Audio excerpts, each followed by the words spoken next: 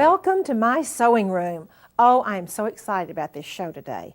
Today, I'm going to share with you what to do with all of those things in your stash, or the things you inherited from Great Aunt Sarah that, you know, 2 napkins that don't match, or a tablecloth that has coffee stains all over it. Oh, I have some of the most beautiful things for you to make using all of those things that you have no idea what you're going to do with. The first idea for you today, I think, is one of my favorites. This is taking a family photograph and put any kind of a photograph and then using a mat, any mat you purchase from any kind of a store, and just putting all of the goodies, just simply gluing them on the mat and making a lovely item for your home. I also have some beautiful high fashion things for you too, things that I think almost everyone would enjoy wearing. This jacket uses a little bit of everything, including old crocheted doilies. It has pieces of old tablecloths. Let me just turn it around and show you the back.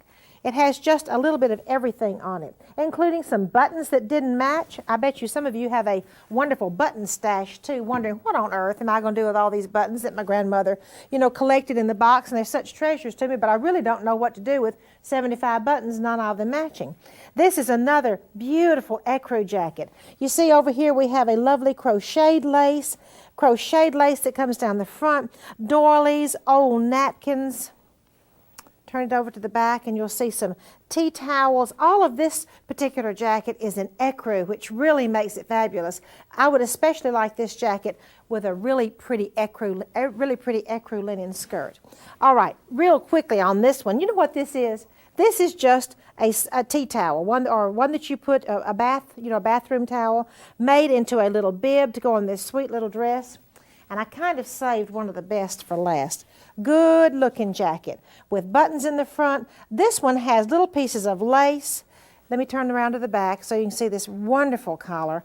Just all kinds of goodies. Once again, this beautiful antique lace on the bottom. All kinds of goodies, and the goodies even go up underneath the collar. I hope you've enjoyed seeing these lovely things as much as I've enjoyed having them for you. It is so easy to do this technique. Come on over to the technique boards and I'll share with you just how.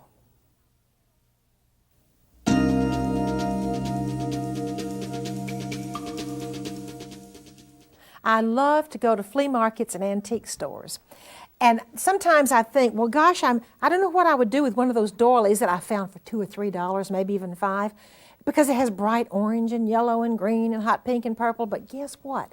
Those doilies can be just beautiful when done on a vest. Now I'm going to show you 2 ways. Let me turn it around just a minute. I'm going to show you 2 ways to make a vest like this.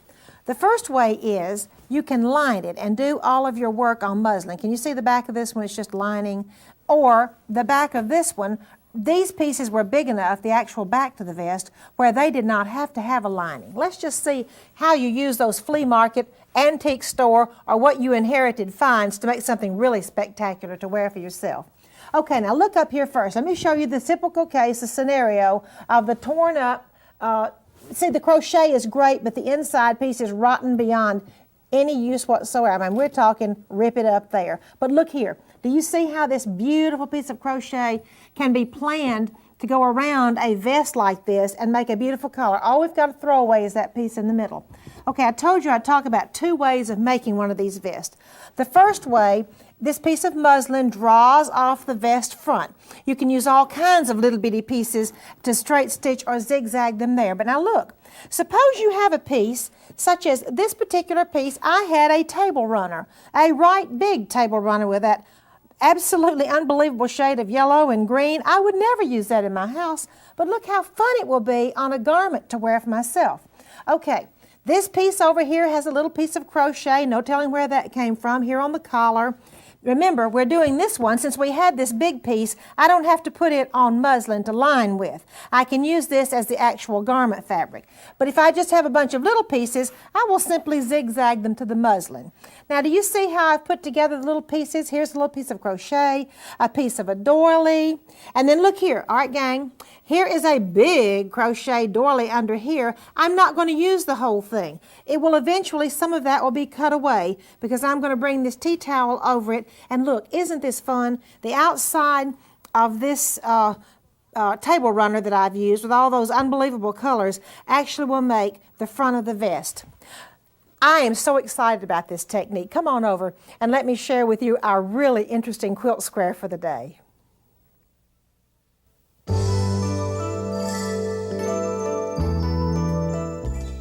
When I talk with women all over the world, well actually the English-speaking world, about why do you sew, it seems like the top two reasons that women tell me, first of all for stress relief, secondly for creativity, something that I made myself that nobody else can make. Now, that's one of the most important things about this quilt square today. Come over here with me and let's just look at this creative quilt square. That is easy, E-A-S-Y, to do.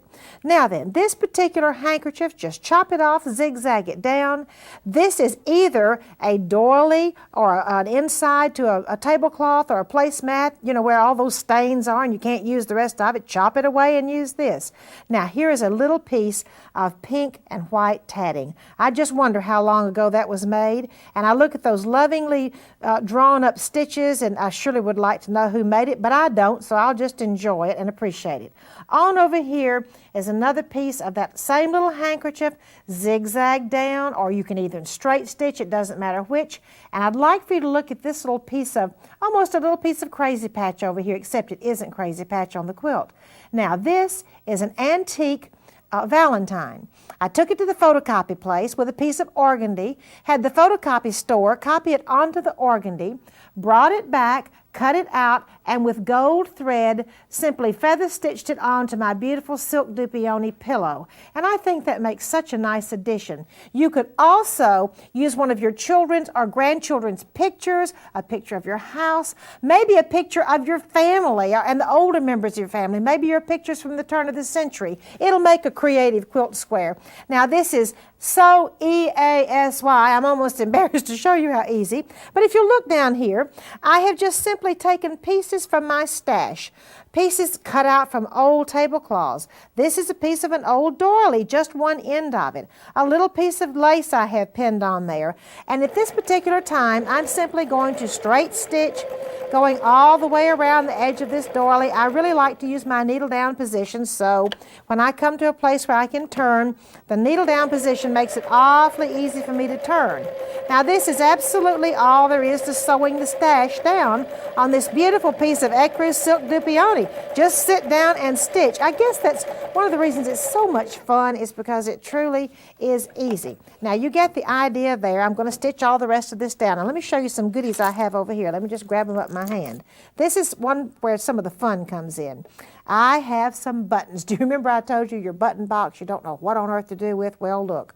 We have some buttons and some little rosebuds, some little that you buy at the discount store. Here's another little button. Here's some more pretty buttons. And actually, you can put some pretty buttons on there if you want to, too. Okay, we'll come down here and place a few buttons. Let me move one of those big ones down here, along with the ribbon rosebuds. Do you see how much fun it is to decorate it?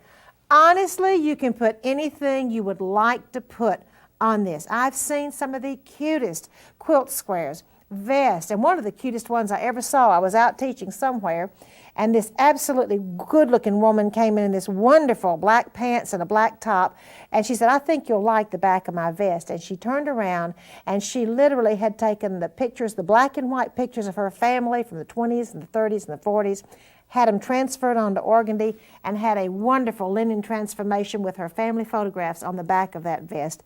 It was so pretty, especially the black and white photos and the black outfit she wore with it.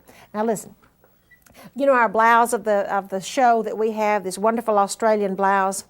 Here's what I want to show you. Super simple, and remember, E-A-S-Y. As a matter of fact, I tell people my name is Martha Easy Pullen. If it isn't easy, you won't find me sewing it on my sewing room, and that's part of the fun of sewing, isn't it? Now, I'd like for you to see the blouse. First of all, let me bring up our pretty blouse of the series, the one that my friend in Australia designed for us. This is so simple to do. Look. We just simply have a, now this is not antique, this is a new doily. Didn't know what to do with it, but I thought it was beautiful. So I simply straight stitched the doily onto the blouse. Now look, on the neckline of the blouse, this neat looking little short collar, not a tall collar to choke you to death, we put a little piece of Battenberg lace. Okay, how could you do the blouse like this? First of all, to make a blouse with all of the goodies on it, you simply draw off the blouse front, onto your fabric. Do you see there? We've drawn it onto a square, and then you can place your doilies here. Maybe I want to have half a doily on this side, maybe a whole piece on this side. You simply place your doilies anywhere you want to. Straight stitch them down around the lines of the blouse, and after you put all of the goodies on the front of the blouse that you want on the front of the blouse, then you go back in and cut your blouse out, and then you treat it just like a regular piece of fabric because you've already embellished it. Actually, I have a little doll that would like to show you her dress that has some antique linens on it also.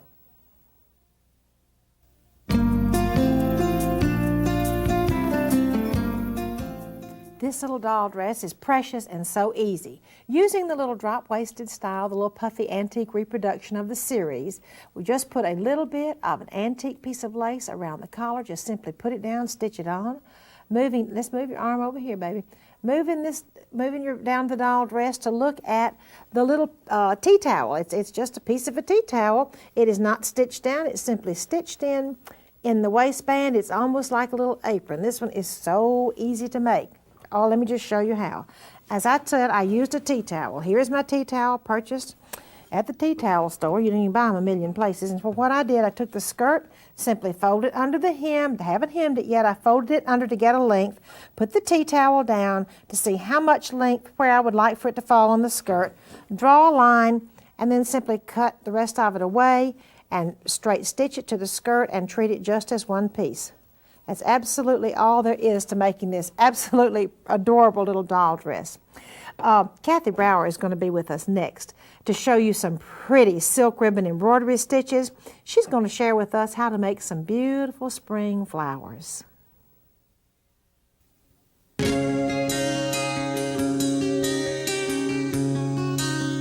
I'm so pleased to welcome Kathy Brower as our guest today. Kathy is senior editor of So Beautiful magazine. She is also our silk ribbon embroidery expert. Kathy, welcome to the show. Thank you, Martha. Today I have some really fun stitches to show you. We're going to do some spring flowers, and nothing is more fun to do in silk ribbon than beautiful spring flowers. And I have some great samples to show you. The first sample I want to show you is this beautiful, darling little denim jumper. And what the designer has done is use novelty buttons, and around each novelty button she's stitched the matching flower. This, for example, is tulips, and she stitched all these cute little tulips around the button, and then she's done her violets around this button and daffodils around this button. And a lot of the flowers that you see in silk ribbon are designed from just looking at the flower and figuring out, you know, how that looks and how we can do it with our basic silk ribbon stitches. This round pillow is a gorgeous pillow. It'd be beautiful for a little girl's room with all of the different daffodils and irises and tulips all in a circle. And this particular pillow is a linen pillow with the square stitched and a different flower in each square. And this is a great show for this because you can use some of your leftover linens and just put silk ribbon all over it and just make it a beautiful piece of linen just with your old things. What I'm going to show you today is the iris, the tulip, and some wisteria. This can also be grapes if you wanted to do grapevines. I'll start over here and explain this one, and then I'll demonstrate this one for you. The wisteria is very easy. All it is you can use French knots or colonial knots. I prefer to use colonial knots simply because they're no fail. They never go in through the other side. You would just draw the little circles off in the shape of the wisteria or the grape bunch. And you would start off using maybe 3 wraps at the top to have a bulkier knot, and then reduce it to 2 wraps in the center, and down at the bottom just use 1 wrap so that your knots get smaller and smaller towards the center. And then you would just add your leaves at the top. For a tulip, this is really, really easy. I start off with 2 straight stitches just to give it some puff underneath here. The next stitch would be a Japanese ribbon stitch, as we've taught you on previous shows. We're just going to use some of the stitches you already know, and do 1 Japanese ribbon stitch to one side, come over, do another Japanese ribbon stitch to the other side, and the last Japanese ribbon stitch to the center. And remember to always keep very little tension on your ribbon so that they're nice and fluffy and flat. To do an iris, and this is everybody's favorite flower, when I teach this, it's so easy to do. You're going to start off with your basic lazy daisy stitch, and I taught that on a previous series. We're going to come up and do a lazy daisy stitch, and remember, you loop your ribbon behind your needle, and it doesn't have to be perfect. You don't even have to worry about whether it twists or not. I'm going to anchor that. Now I'm going to come below. You see my point is here. I'm going to start below that point and off to the side, way over here. And then what you want to do is insert your needle behind your lazy daisy stitch. You don't want to catch the lazy daisy with the needle or the fabric. You just want to simply slip it behind there and insert your needle down in an equal position on the other side. And these create the beards of the iris. You can also come up through the middle and create a third beard at the bottom. And you can do this before you create your leaves and your stalk, or you can do it after you create your leaves and your stalk. And it's that simple, and you can just decorate anything with spring flowers. Oh, Kathy, thank you so much. You know, I think that's one of the reasons people love it so much.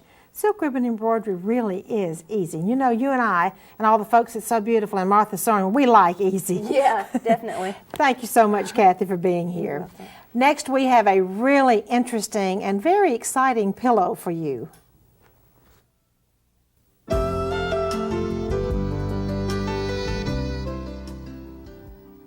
On a recent trip through probably the most expensive supermall in Atlanta, I went into a couple of decorator shops there just to have fun, you know, looking at all the glorious goodies. I looked at some of their pillows, and guess what? The pillows ranged in price from about $150 to about $450. So I thought, gosh, are we really saving money by making decorator pillows for our homes? I thought I'd like to have a big pillow. You know, a lot of times on Martha's Sewing Room, we have the wonderful little pillows with lace and batiste, but I thought maybe for this show we would do something very different. I believe we have done just that. This pillow is done out of a water-stained taffeta, and if you can look at the center, it is absolutely a beautiful piece of tapestry purchased at a local drapery store. It isn't one of those really expensive French things, although I think it looks like it is. Then the surrounding area is made of two tatted placemats with simply the inside cut out to frame this beautiful little tapestry picture. I think one of the prettiest things about this pillow is the heavy corded, using once again the water-stained taffeta, the heavy corded piping that goes all the way around this pillow. This one would be really beautiful on a big sofa in your living room or in your den. Now, the couple of techniques on there I'd like to share with you because they're very easy and a lot of fun to do. The first technique is how to make this wonderful corded piping that's all smooshed in there and looks very, very expensive, I think. Okay, fold a piece of your fabric over, get the cording in your upholstery shop, upholstery or drapery cording, that's big old fat cording. Then with your zipper foot, simply straight stitch just like you're making piping of any kind, straight stitch along the edge, and after you get a certain amount straight stitched, just go on and pull it up to the fullness that you want. Now don't worry about this unfinished edge here because of course that's going to go in the seam of your pillow. Now the other really nice factor on this pillow is the placemats. These are two purchased tatted placemats. How do you make them match? Well, you just do. Obviously I'm going to have to cut off this section right here to show my little tapestry piece. So what I do, I just come in here, and this is one place to be extremely careful, as I'm sure you can imagine. Just clip one of those little places at a time. And you, let me go ahead and clip that. You just clip off one place at a time. Don't clip the little cord that's right in the middle. This is a place to really be careful, as you see I am doing. Just go ahead and clip it off. And two more little clips here. 1, 2, 1, 2. And guess what? Now that goes away. We've started being able to take our tatted placemat around. Then my next placemat I'll certainly have to clip also. And what I'll do, I'll bring it over here and match the patterns right there, and then I'll have to come in here and clip this way. Once again, clip this off, and then after you finish, you can straight stitch it or glue it down, and you'll have one of those really fabulously expensive looking decorator pillows also.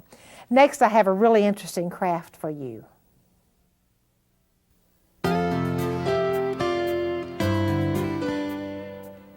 For $6.99, plus some linens and some other goodies from your stash, you can have a beautiful basket just like this one. If you'll notice the top of the basket, it opens up on both sides. So you can see how I'm pulling this side up, and this side is embellished so beautifully with ribbons and little rosettes and buttons. And this side even has another button, and you notice we lift it up. Let me show you something really pretty. When I lift up this basket, it also has decorations and linens on the underside, making the underside just as pretty as the top. Okay, the basket I started with was this basket right here. The price is still on there, $6.99. Now I have to use the top of this basket to make a pattern a little bit later. In other words, the top half, so you'll get that idea. What kinds of linens did I use? Well, a little bit of everything. We could call that the kitchen sink basket. This is a pair of old pillowcases. I cut up those. There was a design like this on each side of the old pillowcase. Here is an old handkerchief with just some pretty lace crocheted on it. Here is another goodie I used. Okay, I had to cut the pattern. This is to fit half, and this is a foam board. So for the top, I have a piece of foam board, and then the padding is a piece of batting. All right, and I cut two of these. After I cut that, then I will have to get a piece that will fit over that, and then it will be folded down and then glued down, and that makes the top. The underside, you have to cut a pattern. This time, this one's out of cardboard. So there has to be a pattern because this is the underside of each top. Okay, glue down all of your goodies, whatever you want to put on it, and then this has to have a lining. Oh, I got it turned the wrong way. I'm sorry. No, I didn't. There we are. So this has to have a lining, so therefore it will be padded. Now, after the top is glued down and fixed, here we are with a little strip that goes across the middle that makes it possible to open that basket. In other words, I need two pieces like this. Then I will come in here and put the lining on, and that will be glued. I will have two pieces like that, and you see, this is what enables the basket to open. One ribbon tied on one side, one on the other side, and it makes it possible for this basket to be open and to tie, and a sweet little basket for almost no money. I'd like to invite you now to my attic to see one of my beautiful, beautiful turn-of-the-century antique garments.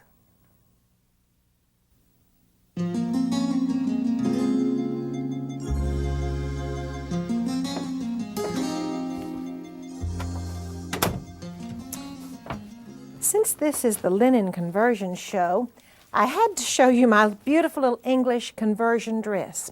When I first purchased this dress, if you'll just look at all the pretty details on the collar, and it has the sweetest little collar and the Swiss embroidery, and if you can look underneath here and see, it's just simply a little high-yoke dress. Look at the little sleeves. Aren't they precious? There are 4 sets of 2 tucks on those little sleeves. I absolutely love them. Now, why do I call this my conversion dress? Come on down the dress and I'll show you. It looks like just a regular dress. When I bought it, I thought, my goodness, isn't that the sweetest little dress, all the way down to the bottom with all the little details, including the 2 little tucks put in on this piece of embroidered edging. Now the conversion part comes. Do you see the little magic line right in here? I didn't even notice it at the time. But this is a casing. I'm going to go up underneath and show you. This is a casing that was sewn into the dress, most likely not when the dress was made, but at a later time. That casing is for this. I have some ribbon sewn in that casing. I'm going to draw it up, and you're going to see why I call this my little conversion dress in just a minute. Let me draw this up, and I'm going to pull it around and pull these little gathers around, and you're going to see what's going to happen if I can go on and pull these up tightly enough for you. When I pull the ribbons up and pull these gathers around, it all of a sudden becomes a little midi dress. Do you see there?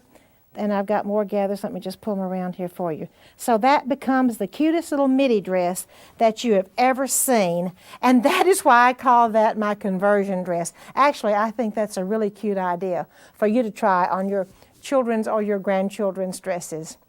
Thank you so much for joining me in my sewing room today. I've had a wonderful time, and I hope you have too. I hope you'll be with us for the next show.